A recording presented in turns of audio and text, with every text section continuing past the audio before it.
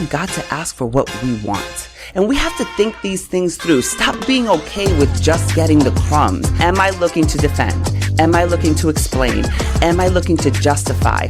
All of those things, you're probably not listening. I needed to become a better listener. Like, I realized that about myself. Stephen Covey teaches us that we should seek to understand before being understood.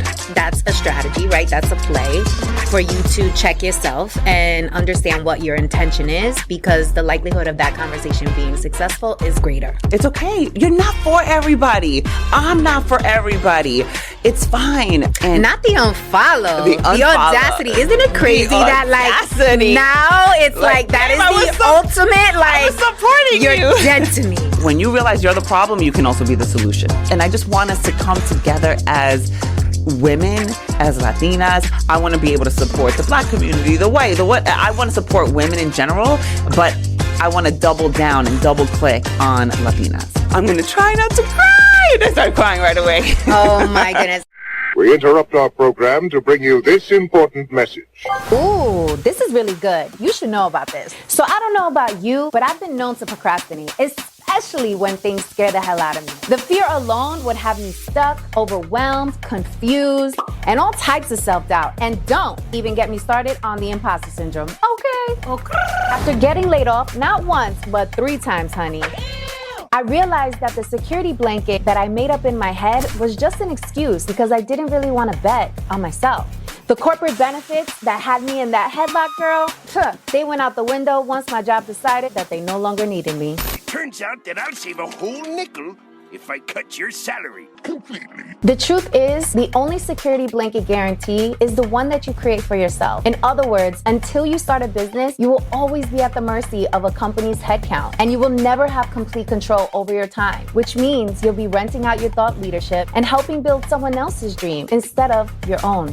If you've been waiting for a sign, this is it. Don't you think it's time you stop playing small and tap all the way into your power, sis? Check out www.victoriajen.com/training to learn my 3-step process, the exact 3 steps that I took to make the transition from corporate to entrepreneurship. And this is helpful even if you don't know what type of business to start and have only one source of income. And this is absolutely free. It is my gift to you. I want you to win. It's winning season. In fact, what's that? It smells like winning season. Okay, so tap in and I'll see you inside the training. Let's go. Hola, mi gente. Welcome back to Banking on Cultura. I am your host, Victoria Jen Rodriguez.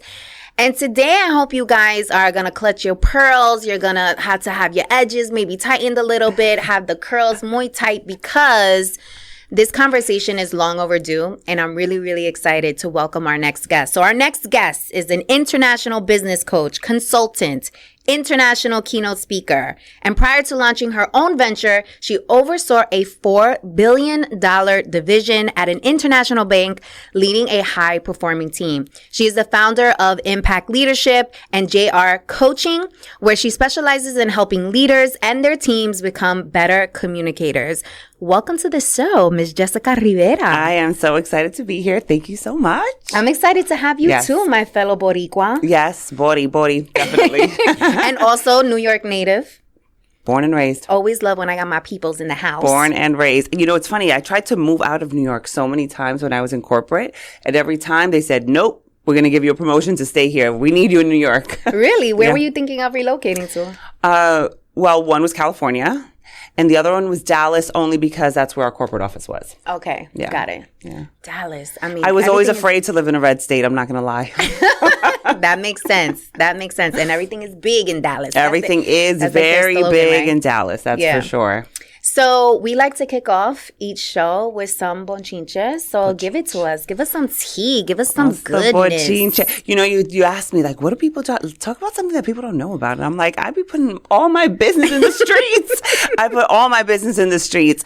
Something people don't know about me is probably that I was a horrible communicator. I do talk about this, but I was terrible. Victoria, I wouldn't even give a toast at a family function. Like, I would not talk at all. Like, I was so afraid of speaking in public, like deathly afraid. I remember when I had to give a toast, I gave a toast at my sister's wedding, and we're in the limo, and my brother-in-law says, you know, you're going to have to give a toast, right? I said, oh, absolutely not. And she said, I told him you're not going to do it. And I said, I'm not doing it. He's like, yes, you are. You have to for your sister. And I'm like, oh my God. So I get up there and I'm like, I'm going to try not to cry. And I start crying right away. Oh my goodness. Embarrassing. I would never think that of you because you're such a great speaker. Thank you. I've worked on it for many years. Yes, you have. I would have never thought that you were a bad communicator or embarrassed to speak in front of groups. First of all, you said it right. I was a terrible communicator. Like, not only was I afraid of public speaking, I wasn't a great communicator because I was the type of person who would shut down. Like, when I was frustrated, I would completely shut down or I would blow up, right? So I always wanted to be like, so I'm the second girl in our family, second child, and my sister was very by the book. She's so smart. She's so poised. And I was like the fun one, right? I'm like, don't worry about me. I'm not picky. I'm easy. And so I would let things brush off and everything's okay. It's okay. It's fine. I'm going to get through it. Like the hard worker, the don't worry about it, the easygoing one, but I would blow up. And so when I was frustrated, I would either shut down or eventually it's like a Coke bottle, right? Eventually it's going to go overflow. And so that was me. So I think you said it perfectly when you said I was not a great communicator. And I think that's what makes me an expert in communication now, because sometimes, your test is your testimony. And so I think that's what makes me such a great communicator these days. I think you're right. I think the best experts become experts, or the best trainers become the best trainers, the best coaches become the best coaches because they've been through some shit or they had to learn on their own, figure it out, come up with a formula, and then they go out and they teach it, right? And now you're an expert. Like, I would never trust a chef that's never cooked before or had a bad meal because it's like, how did you learn? Or cooked a bad meal. Right. Yeah. Like, how did you learn? You have to make those mistakes, right? When we were prepping for this conversation, a really great theme came up, and it was along the lines of how women work together and how they collaborate, but specifically how they communicate with one another.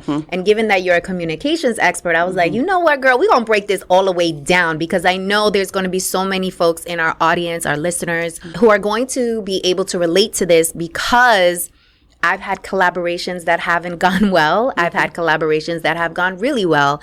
And a lot of that boiled down to communication or lack thereof. I would love to know how you approach difficult conversations, because for a lot of people, they tend to avoid it. They're like, oh, difficult. I don't want to have that conversation. I'd rather not. They don't want the conflict, and they brush it under the rug, and then the Coke bottle happens, right? And then they blow up.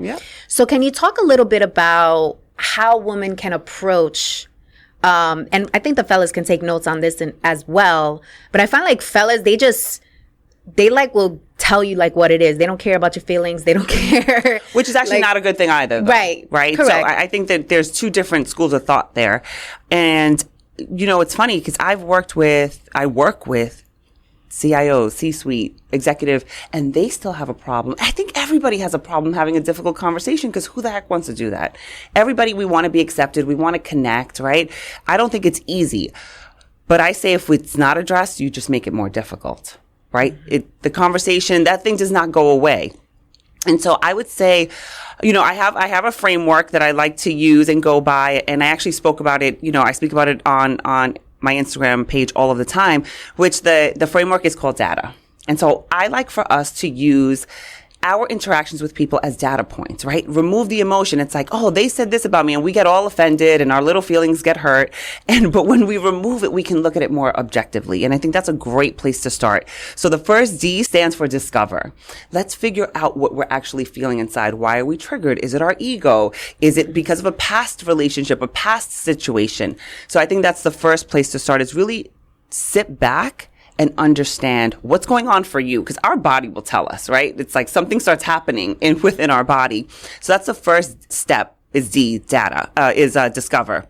And then A, I would say actively listen. We do not get taught to listen.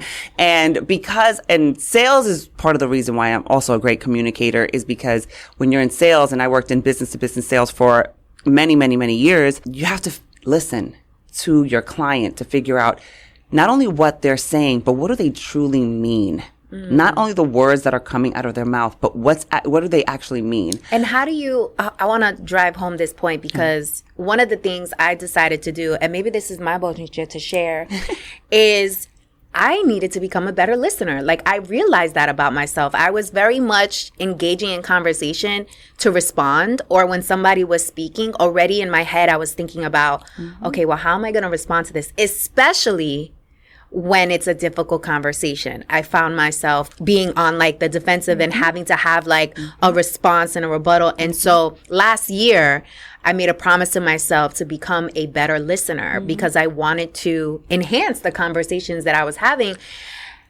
And it's hard to be a good listener. So do you have any tips on like how to be a better listener? Yeah. It goes back to the D, discover, right? So you hit it on the head though. I want you to think about your next conversation. Are you looking to explain? Are you looking to defend? Are you looking to justify?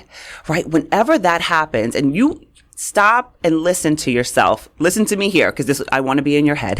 The next time you have this conversation, am I looking to defend? Am I looking to explain? Am I looking to justify? All of those things, you're probably not listening because you're trying to figure out, okay, wait a second, but this is how I feel. And Stephen Covey teaches us that we should seek to understand before being understood. Now that is really difficult and it takes time, but it can be done. It can be done. And in the very beginning, when I would have these conversations and I would go into it like, okay, I'm ready to listen, this is going to be good. And it would go left in the middle. I would literally stop the conversation and say, hang on one second. This was not my intention.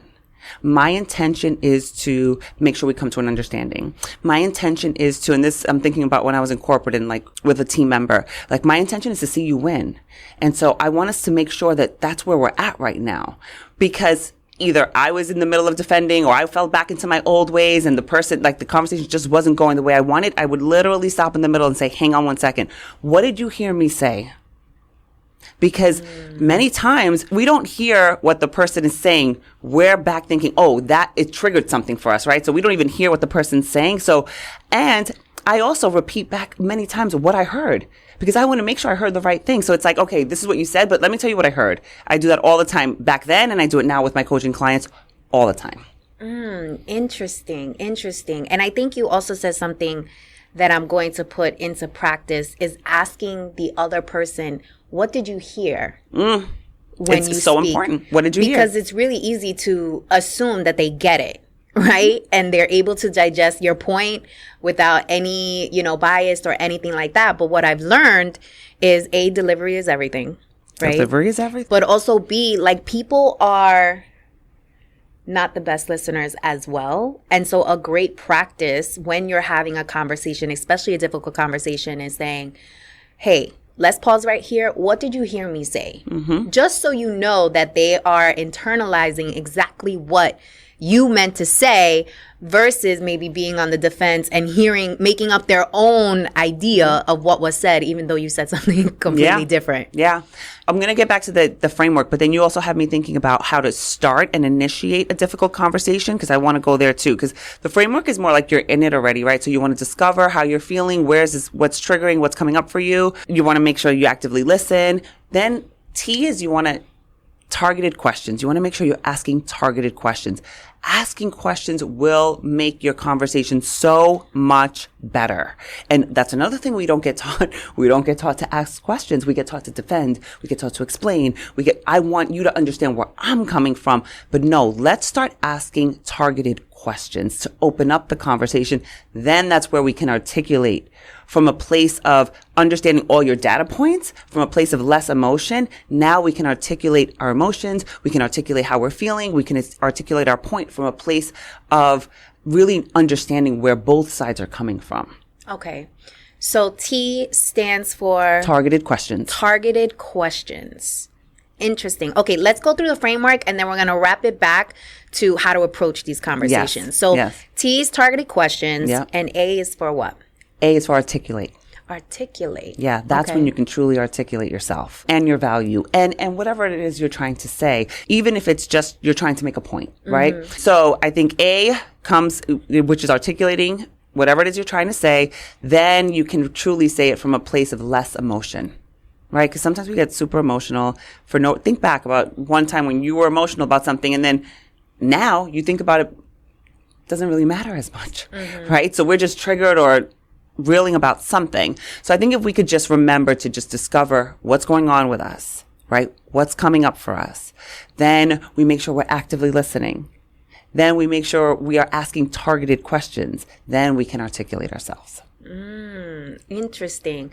And I like that the last A stands for articulate yourself, because you've already gone through the whole framework. So all those emotions, all those feelings, all those assumptions, any bias has been eliminated. Correct. Going through the framework. So when you get to articulation, it comes from a place of, I would say, more clarity. More clarity, Yeah. yes, more understanding of Yes. yourself and how you want to deliver that, right? It's less about the other person. It's more about, okay, what am I trying to say? How am I trying to make them feel? What do I want the outcome to be? That's when you can truly articulate yourself. Do you have examples of when this has like gone wrong?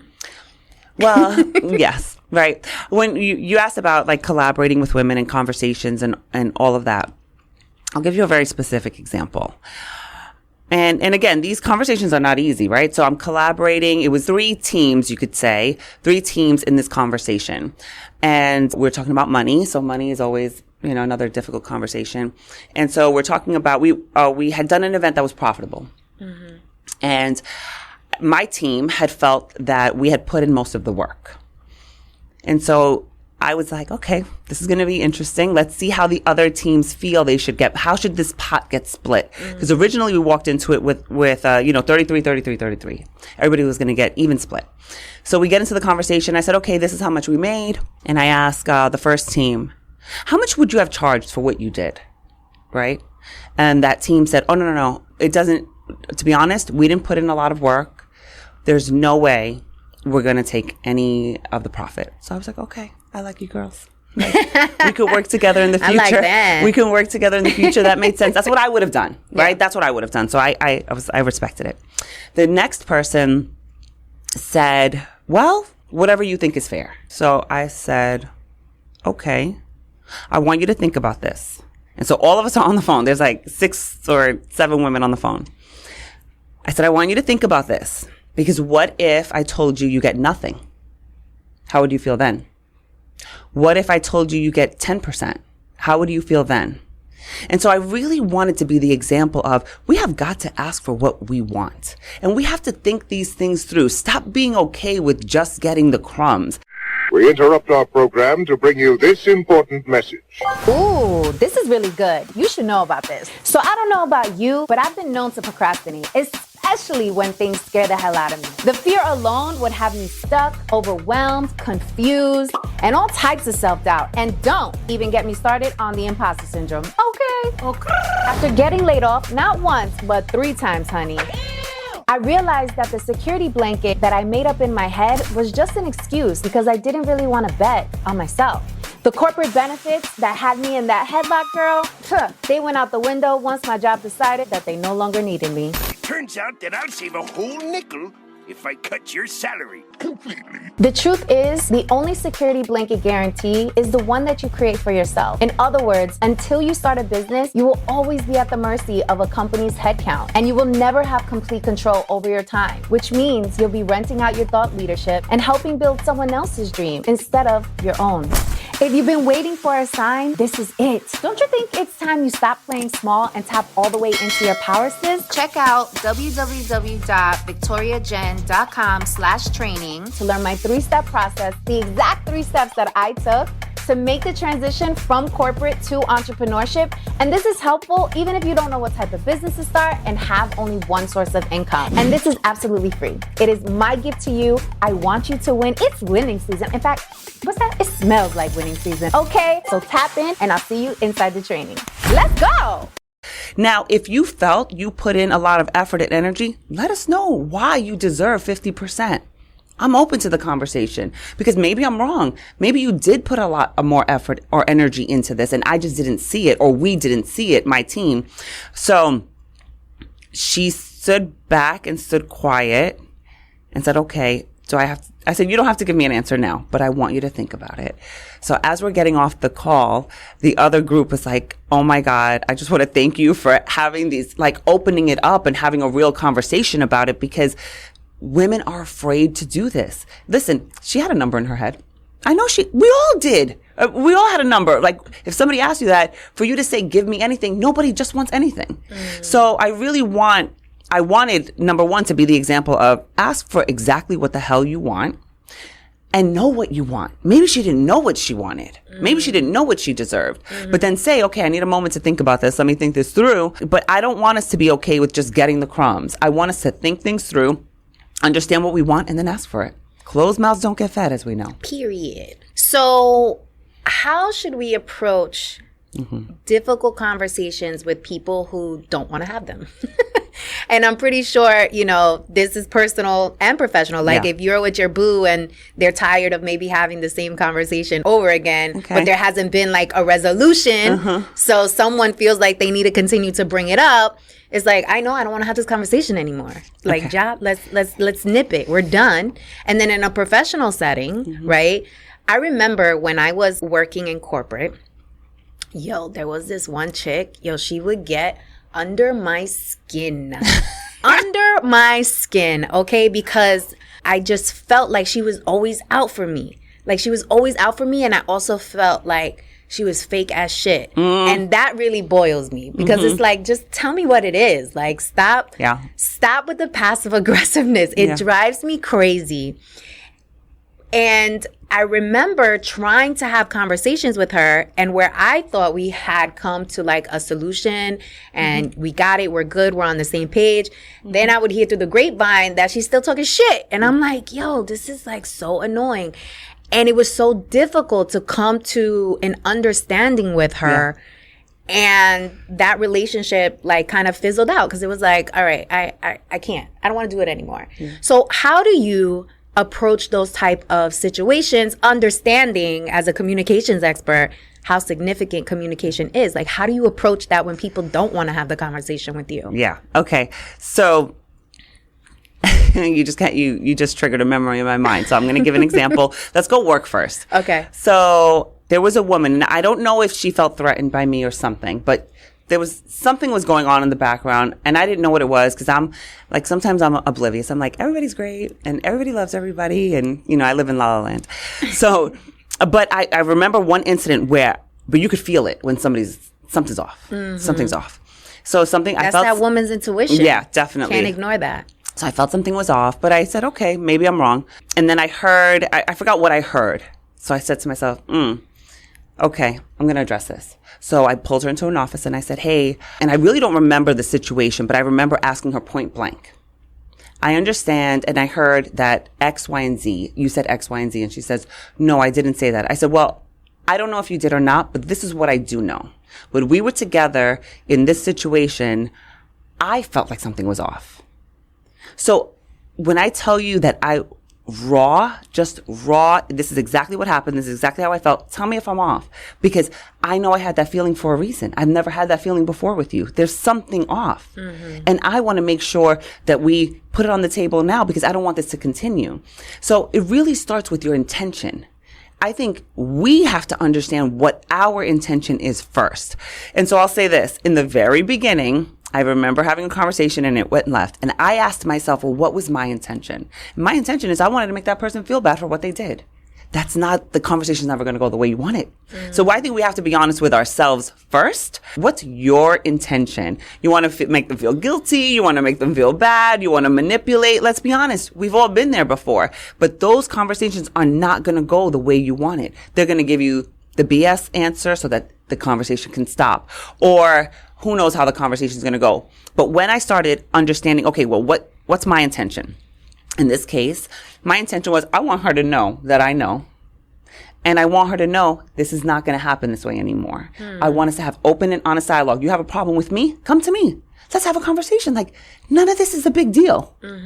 Right? And so really that was my goal with her. I'm going to let you know. I know what happened. I know something is off. Let's have a conversation about it. And the next time you have an issue, instead of going to somebody else, come to me, babe. Let's have a conversation. We're both grown adults here. And our relationship did get better after that. Much better. So my goal is always, like, we don't have to be friends, right? We're working. We just have to have respect for each other. And so I'm not the type of, I don't engage in gossip. I'm not going to gossip about you. I want us to just have a nice working relationship. So come to me if there's an issue and we can talk about it. But that also takes me being open and me not being triggered. And listen, whatever, I don't remember what you said about me, but I remember thinking, is this girl crazy? Right? But I mean, that was like a hot second. But, you know, before I may have been triggered, like, why would she say that about me? Why this? Why that? And it's like, who cares and who knows? Let's just work together. Okay. So it sounds like that's a strategy, right? That's a play for you to check yourself and understand what your intention is, because the likelihood of that conversation being successful is greater. Yeah. Okay. Well, the strategy in the play is always to check yourself first. That's always the strategy in the play, to understand where you are coming from first, because you're the only person you can control. And when you can say, okay, you know, I'm not going to get emotional. People get offended. Like, we get offended, right? Our little feelings get hurt. And then we want to be mad and we want to complain and we want to criticize and we want to compare. That none of that is helpful. None of it is helpful. Okay. So we check ourselves, right? Yeah. Check yourself before you wreck yourself. Hello. Oldie but a goodie. If you know, you know. Okay. But what happens if a person is still not open to having a conversation? Okay. Like, they're just not receptive. Well, I think in a workplace, typically, you know, they're going to play nice, right? They're going to play nice. And I think you have to just not care about everybody liking you and not wanting to be friends with everybody. That part. It's okay. You're not for everybody. I'm not for everybody. It's fine. Like, everybody's not going to like you. And by the way, for example, I had somebody unfollow me that I know, right? And not the unfollow, the audacity. Isn't it crazy that, like, now it's like that is the ultimate, like, I was supporting you. You're dead to me. You're dead to me. Apparently I was dead to her. But I'll say this. I will say this. I'm not going to lie. My little feelings were hurt for a second. Because I was like, what did I do to her? Like, I didn't do anything to her. Right. But I say this. If I trigger you, unfollow me, babe. Like, unfollow me. And I know I didn't do anything wrong, but if I trigger you for whatever reason, I'm okay with it. And I wish you well, and I'm going to wish you well from afar. You know, and I actually did run into her, and we were very nice and cordial, and it was fine. But did you ask her? No, because I don't care. Because you know, what her reasons are her reasons, and she's entitled to them. So no, I didn't ask her, and I don't want to make her feel uncomfortable, and I don't want to make her feel like she did anything wrong, because she didn't. She didn't do anything wrong. She's completely entitled to unfollow me. She's entitled to feel however she wants to feel. The day she wants to address it with me, whatever her issue is, because I have zero clue, I'll be more than happy to address it or have a conversation with her and maybe be friends with her again. I don't know exactly what happened, but I am completely okay with that. Okay. Yeah. Interesting. The growth, honey, the growth, darling. But let's talk about a personal relationship. Okay, let's get into that. Let's talk about a personal relationship, because I had one where I continued to say, listen, if we don't address this, it's going to get worse. And they ignored me. And I said, I want you to know. I stopped and looked you right in the eye. I look you right in the eye. I want you to know this is going to become a problem if we do not address it. They let it go. It became a problem. It became a problem. And by me saying it became a problem is, this happens for me, and I think for everybody, it happens like this, right? Okay, there's a problem. Now we're getting a little further. We're getting a little further. And little by little, you start chipping away at the cracks in the relationship. And we can think any relationship, pick family, pick a lover, pick whoever. It starts with one little crack. And if you continue to allow that to happen, it gets bigger and bigger. Right. And for me, I decide to detach. And then when you want to bring it back, now I'm pissed, because the way I see it is this. If I have to continue to reel you in and say, hey, we need to address this. Hey, we need to address this. It's too much effort and energy for me. At this point in my life, my relationships are easy. Every single relationship I have in my life is easy. My girlfriends, my parents, my kids, like every relationship in my life is easy, because I want to address the issue. Let's talk about it. Let's talk about how I'm solution based. I don't care what happened before. Solution. How do we move forward? But if I have to continue addressing the same issue, I'm exhausted. I'm done. My cutoff game, babe. My cutoff game. I think this happens a lot in relationships, right? Because if your partner is not a good communicator or is not comfortable communicating, you're going to constantly like run into those walls with each other. So I wonder, like, how can people, I don't know, I guess it boils down to like people got to want it, right? You have to want it. But listen, in a marriage, I think that's a completely different scenario and situation, right? I think in a marriage, it takes two. And I'm around people that have long-term 20-year marriages, and it's work, right? And communication is, a keystone of every relationship. And so one person, yes, you both have to want it, but I think one person can fix it. In what I've seen, because when you start changing you and when you start giving someone else what you're looking for, so you're looking for more love, give the person more love. You're looking for more appreciation, give the person more appreciation. Naturally, people start coming around. That relationship does start to change. And I've seen it actually even in myself, in my relationship, even with my kids. Like I remember when I first started working on myself, I remember asking them, I asked them, what could I do better? And they were so used to me telling them what to do, they automatically started saying, well, we could do this better, we could do this better. I said, no. I'm asking what I could do better. And they were like, oh, well, at that point I had already started like working out and stuff. And they swear that me working out made me calmer, which it did. I was less crazy. So they were like, well, you've been a lot better lately, whatever. But it made them start thinking. And guess what? It made our relationship better because now they're like, oh, she's working on her. It's not only about what we're doing wrong. She also knows she has to work on herself. So it's like little things like that. I do feel one person can help move that relationship forward, but it takes a lot of work and effort and energy on your part because when you realize you're the problem, you can also be the solution. We interrupt our program to bring you this important message. Ooh, this is really good. You should know about this. So I don't know about you, but I've been known to procrastinate, especially when things scare the hell out of me. The fear alone would have me stuck, overwhelmed, confused, and all types of self-doubt. And don't even get me started on the imposter syndrome. Okay.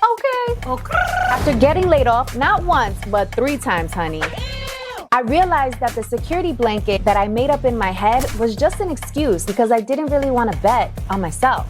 The corporate benefits that had me in that headlock, girl, they went out the window once my job decided that they no longer needed me. Turns out that I'll save a whole nickel if I cut your salary completely. The truth is, the only security blanket guarantee is the one that you create for yourself. In other words, until you start a business, you will always be at the mercy of a company's headcount, and you will never have complete control over your time, which means you'll be renting out your thought leadership and helping build someone else's dream instead of your own.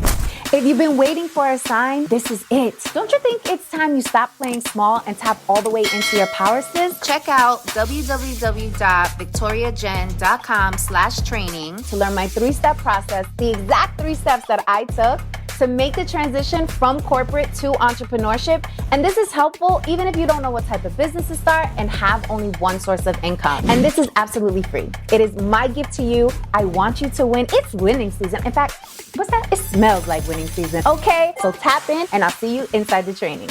Let's go. Wow, that's like a bar right there. When you realize you are the problem, you can also be the solution. Yes, girl. Woo, I like that. Okay, and I also like what you said because I think this is a great takeaway for people is if you are sensing the tension, the friction, be the change you want to see. That's it. Right? Because if you shift your behavior and you start showing up differently, or even when you ask your kids, hey, what do you think I can do better? Like, you're already signaling like, hey, I respect you. I respect your opinion. I want to do better for us, for you, for this relationship, for this project, whatever it is. Yep. I think that level of vulnerability goes a really long way. Yeah. I mean, when you talk about vulnerability, that's another thing I was terrible at. I hated showing a vulnerable side. But you also grew up in sales and worked with male-dominated industry. So I can see how you would almost feel, and I'm assuming right now, but like you need to position yourself as this authority, take me seriously, like I'm nobody to play with kind of vibe. And so the vulnerability part was like, let's put that to the side. Yeah, I think sales just enhanced that part of me because I think I was always like that. Yeah. I think a lot of that has to do with like me having a kid at 19 and me feeling like I needed to prove to myself and to everybody else that I could do it because that wasn't normal in my family to have a kid so young and out of wedlock. So I think that had to do with it. And then when I went into sales in a male-dominated industry, whatever Brooklyn and Queens gave me as far as like being aggressive, that definitely, it actually worked in my favor. But yes, definitely. Yeah. Shout out to Brooklyn and Queens. Shout out. Nobody wants to see my Brooklyn side. No, but the fact that you had a baby at 19 years old. Yes, girl. And then you had another son, At right? 27. At 27. And guys, if you are just listening, make sure you check out the YouTube so you can see how gorgeous and fabulous Jessica is. Thank you. And do you mind if we share how old you are? Well, yeah, no, of course. Okay. I don't care. I'm 48 years old. I'm about to be 49 this year, girl. And fine. And fine. And the reason why I love bringing this up whenever we're in conversation, because I'm like in awe, because so many women and men feel like it's too late to start something new. It's too late to reinvent themselves. It's too late to leave their job and, double down on their own business. It's too late to grow as an individual. And they just get stuck. And I love that part of your story where you was like, F that. Yeah. Like, I'm going to do me. So I remember Judge Judy. Like, I don't know how old I was. Judy. But her saying that she didn't get on TV till she was in her 50s. And I remember her saying, and I don't remember how old I was, maybe in my 30s, like she has a whole new career after 50, after she spent so many years in family court as a judge. And I remember thinking back then, like, oh, okay, that means that I could always like have another career, right? And I was happy in corporate for many, many, many years. I loved climbing the corporate ladder. I loved hitting like a new goal. But once I hit like the one I wanted for so long and I was in it for a couple of years, I was like, oh, I don't know if this is for me. I don't know if I want that next position. I felt like I had more to give and more to serve and more to do. And the fact that, I grew up in the command and control era of leadership, that did not resonate well with me. And I definitely did not want to become that leader, which I'm sure I was at one point when I first became a leader, but then through self-discovery and growing and becoming a better communicator and wanting my team to grow and my team to be happy, but also hold them accountable, like all of those things, I think that really helped me understand, oh, wait, I wish I could teach this to everybody. I know what it was to be under a leadership where I loved my job, but I was so unhappy with my leader. And it felt like crushing. It felt like soul crushing, right?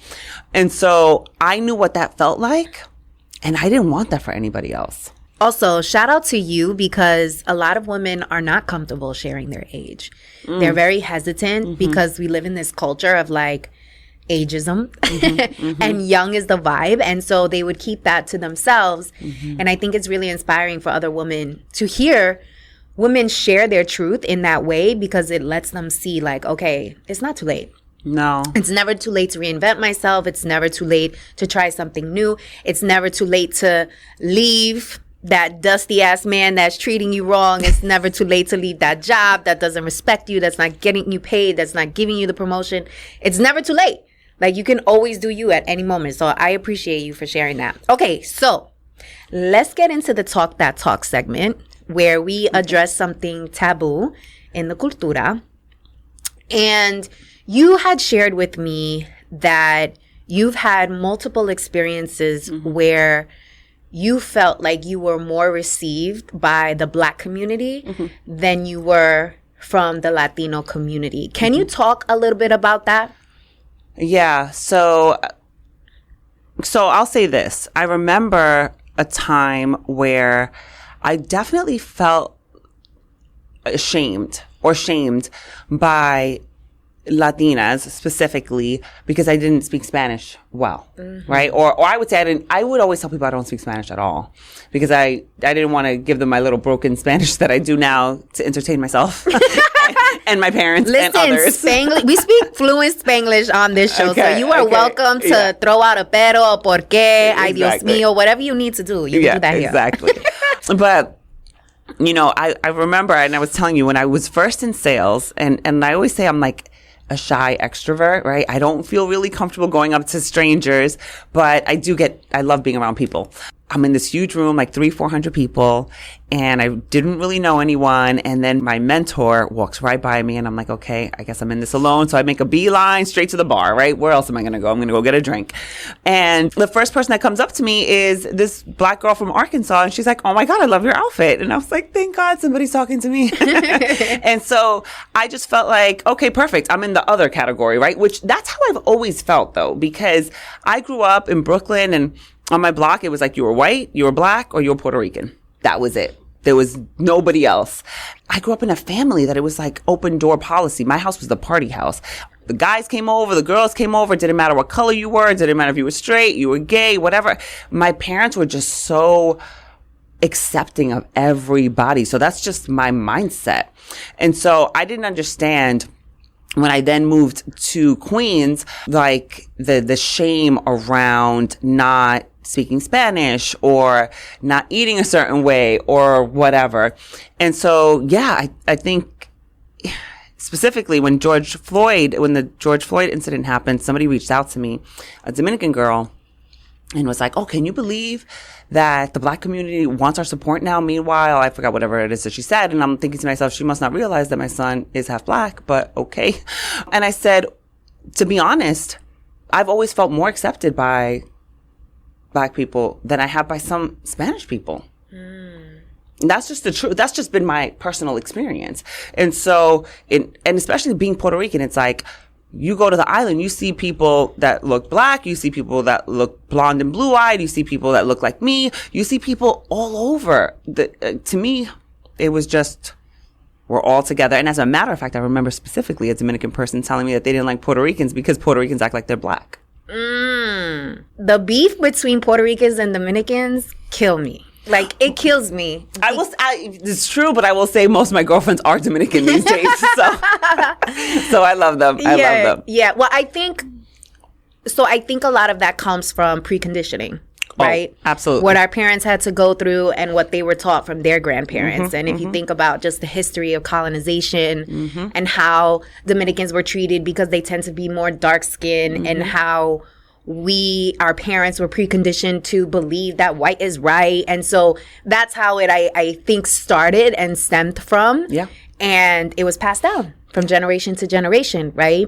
And now I love where we are because so much history is being presented in ways like it never has been before. And even like with George Floyd, a lot of Latinos had to educate themselves about their own history, right? And how we are more alike than we are different. Oh, 100%. I say that all of the time. I mean, in every single aspect, not only us as Latinos, but humans are more alike than they are different. And so, you know, society tells us to put each other in different boxes and you know, women are here, men are from there.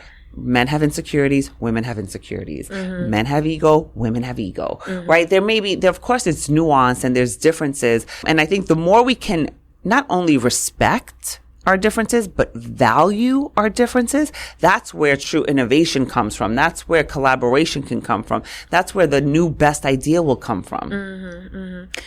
It's interesting that you said that you felt like more welcome from the Black community versus the Latino community. And I wonder how much of that had to do with maybe your own insecurity of not speaking Spanish and maybe not feeling as closely connected to the cultura. So maybe you like leaned more towards the Black community. Well, I will say this.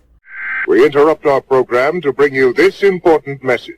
Ooh, this is really good. You should know about this. So I don't know about you, but I've been known to procrastinate, especially when things scare the hell out of me. The fear alone would have me stuck, overwhelmed, confused, and all types of self-doubt. And don't even get me started on the imposter syndrome. Okay.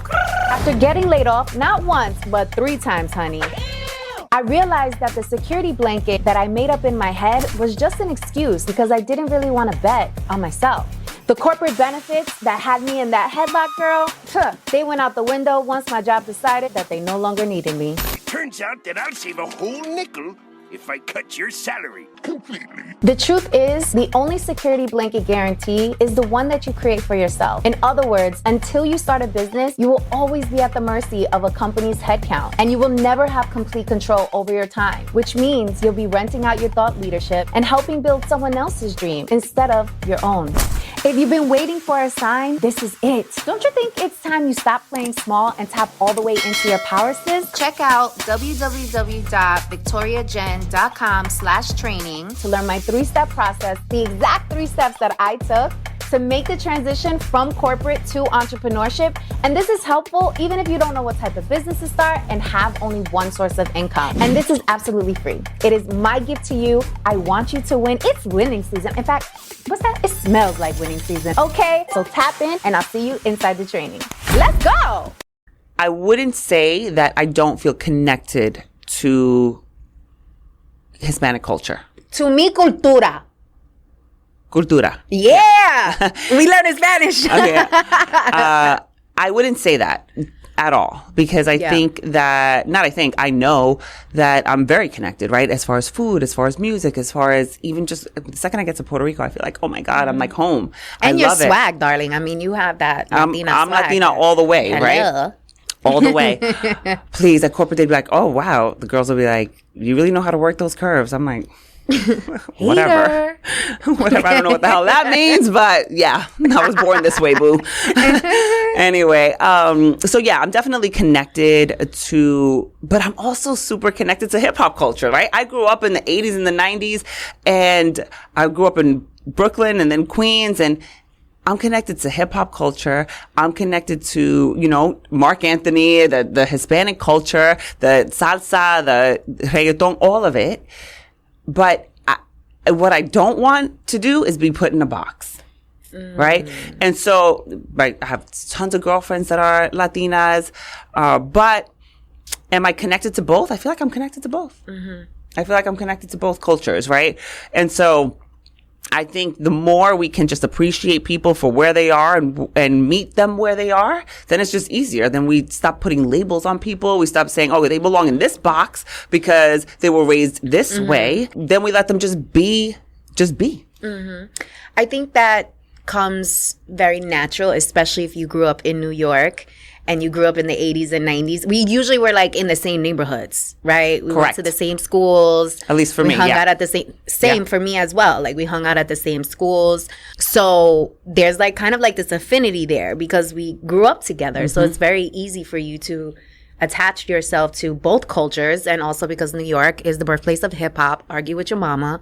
And so it's very easy, I think, for New Yorkers in particular. Yeah. And Puerto Ricans even more so, given Agree. our history here in the city. So I could see how that could be the case. And I too have a very rounded network. Like I have a lot of Latinas in my network, but I also have a lot of amazing Black women in my community that show up, show out, support me. Latinas as well, but I do feel that it's interesting how Latinas interact with each other versus how Black women interact with each other. It's very, very interesting. And it's not that, Latinas are not supporting one another or Black women are not supporting one another. It's just, it's like an observation that I found that like with Latinas, we are very, our competitiveness comes again from the preconditioning. And I think it really boils down to pleasing men. I really do believe that, this kind of like, we were raised to cater to men. We were raised to, be picked and chosen. We were raised to, be this nurturing. We were raised to take care of all the men in our families. And I feel like that carries over in our personal and also our professional lives, right? Where I feel like Black women, they come from a different type of struggle where they've had to fight so much, and the way they were preconditioned is different from the way we've been preconditioned because they've had to deal with different types of injustices that we've had, even though we've experienced some of those same injustices, just at different times, and I think at different levels. I think there's levels to it. Agree.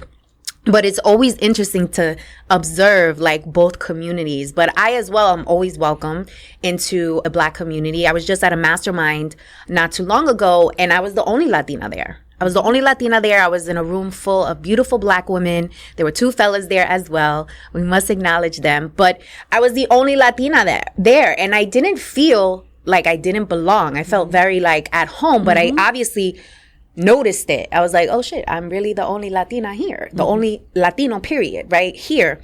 And what I saw myself doing is I felt like this responsibility to educate. So, we're at this mastermind and, they're talking about Black media. They're talking about why it's so important to support Black media and make sure like you're reinvesting in Black businesses.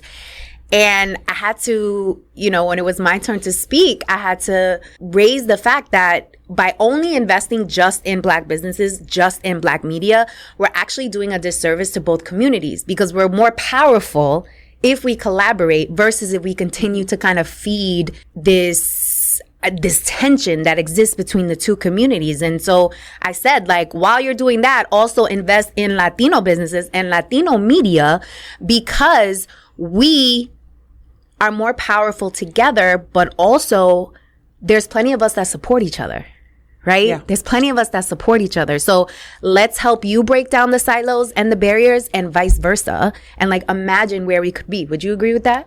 Oh, I would agree with that wholeheartedly. And I think if we stick back on the cultura, is that the part of the problem is that we don't support each other. Like if you have a very good friend of mine who's in, Hollywood and they're Dominican actually. And the part of the problem is media doesn't know where to put us. Right? Because we're not exactly Black. We're not exactly, we're not white. Where do they put us? And the only thought that they have is Mexican. Yes. And so when you think about the way Dominicans look, the way Puerto Ricans look, the way all the other Hispanic communities look, they don't know where to put us because people don't know or they don't realize that we're out here, we have $1, we'll pay money, and we want things that represent us. Now, I think the tide is changing when you look at movies like Transformers, where, the star was Puerto Rican. When you look at things like, different movies, and even music, I think Bad Bunny has really helped move that a little bit more forward and push it forward when he's like speaking Spanish on a Grammy stage, right? Things like that. So I think if we could start somewhere, would be number 1, support our own projects and our own people instead of saying, oh, well, that's a Mexican project. I'm Mexican. I'm going to support only that. That's a Dominican project. I'm not going to support that project or whatever.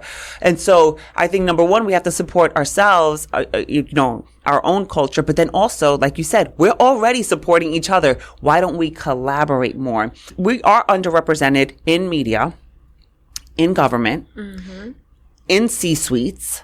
We're underrepresented everywhere. So when you think about, I'll tell you the story. When Hillary and Barack were running against each other, so my son is half Puerto Rican, half Black, and he was little, however old he was in '08. And I'm like, oh, who do you want to win? Who do you want to win? We're looking at television, and he's like, oh, I want him to win. I said, why? He's like, because he looks like me. Representation matters. Right. Representation matters. And so, if C-suite level, if I wanted to get to the C-suite and there's nobody up there that looks like me, it's like, who do I go? Who do I reach out to? It feels, I'm like, I don't know if they're going to get me. I don't know. And then you see someone who is Hispanic in the C-suite level, then you're like, okay, let me see if I can reach out to him because he'll probably be more open. He'll probably be more, the truth is, on both sides, we're underrepresented, but Hispanics are definitely underrepresented, even more so than Black when you think about those 3 levels that I spoke about. Yeah, I would totally agree. And I think during George Floyd, a lot of conversations that were happening behind the scenes in Latino communities and organizations that I'm a part of was, what about the Latino agenda? Like, there's so many resources being piled into the Black community, which is great. But what about the Latino agenda? And I think that we as a community, to your point, there's so much complexity that exists within the community that we need to address first, right? Like you feeling this shame from Dominican women, right? And I think Dominicans and Puerto Ricans, the women in particular, they just they just be going at it for no reason. For no reason at all. In my opinion. I think it boils down to men, but that's just me. But I think we have our own kind of areas for improvement in our community. Definitely. That needs to be addressed first before we go and support other communities. Because I think that once we are solid, and I really respect the Black community and how they've been able to do that, right? Same. How they've been able to like mobilize. I love that. And organize.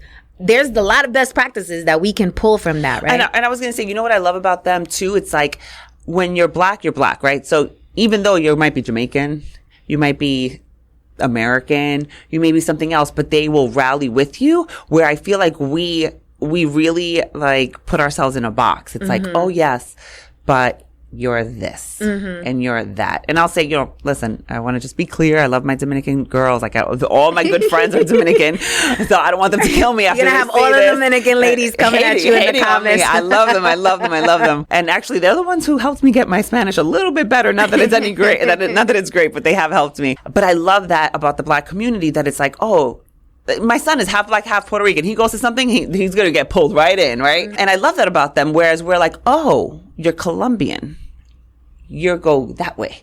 Oh, you're Puerto Rican, you go that way. Oh, you're this, you go that way. I hate that about us. And I just want us to come together as women, as Latinas. I want to be able to support the Black community, the white. I want to support women in general, but I want to double down and double click on Latinas. Yeah, I love that. And you're doing that by being the CEO of Dream Lab, and you guys have a huge event coming up. Yes. So tell the people about your event that's coming up. Yes, it's so exciting. So it is the 5th and final Dream Lab Self-Made Mujer Conference, where we're talking all about living your wildest dreams. And to your point earlier, we want to remind women that, and people, but women specifically, that it is not too late. Being 35, being 40, being 45, it is not too late. It is only the beginning. And I don't know about you, Victoria, but me, like I told you, I'm 48, about to be 49. I had an amazing year last year in 2023, and I feel like I am just scratching the surface. I love that. And where can people find more information about the Self-Mujer Conference? Self-Made. Okay, the Self-Made Mujer. I love it. Conference. Where can they find more information? When is the event happening? So the event is happening March 23rd in Inglewood, New Jersey. And they can feel free to DM me at Coach Jessica Rivera on Instagram, or on our Instagram at the.dreamlab. Okay. But there's a website where they can go and get tickets. No? Well, the tickets are right in the link in the bio. Link in the bio. Yeah. Okay, got it. We got to make it clear for people so I'm they sorry. can find this, right? Yes, and make it happen. My bad. Okay, amazing. And I'm looking forward to that conference. Yes, you will be there for sure. I cannot wait. So come and check us out at that conference in March. Come out and support, and also meet some self-made mujeres. Like, hello, let's get it popping. Let's do this. So you told them where they can find you on Instagram. Should they go anywhere else to connect with you? I hang out mainly on Instagram and LinkedIn. Those are both, my two places that I hang out the most. But Instagram, you're going to know my whole life there. Yeah. I lay it all out on the line over there. Yes, I love it. I love your segments that you do in the car. Usually when you're coming out of the gym or something like that, because you go in, and I love it. Oh my God. Yeah. Somebody told me that last night. I was at a speaking engagement, and somebody said, oh my God, I love your car segments. I'm like, oh, I guess that's what they are. Your car segments. Yes. Yeah. Take a ride with Jessica. It's so cute. You got to name the segments. I think that's exactly what I came to last night. I'm like, I have to think of a cute little name for these car segments, because it's like I go to the gym and I guess something triggers in me. I go to Starbucks. I'm like, you know what I'm going to say? I'm going to talk about this today. Yes, I love it. Well, Jessica, thank you so much for being on Bengi on Cultura. I feel like that data framework is so powerful. I'm going to use that myself. I'm going to tell my clients to use it, because I think it is a really good breakdown of how to address just being a great communicator, but more specifically having difficult conversations. So thank you for sharing all your wisdom and expertise. Thank you for having me. I was so excited to be here. And of course, always a great conversation. So thank you. Igual, mujer. Igual. Ciao. Igual. Thank Mwah. you so much. Besitos. All right, guys. Thanks for tuning in. I'll see you on the next episode. Mi gente, did you enjoy this episode? Are you loving Banking on Cultura? Make sure to subscribe and follow us. Our goal is to grow this community so that we can all embrace our Latinidad, secure the big bag, and never question our cultura ever again. Please also take a moment to leave us a review. I love reading your reviews. Let me know what you are thinking, what guests we should have on, and if there are any topics you would like me to cover. I appreciate you so much for being here. Te amo mucho, and I'll check you out in the next episode.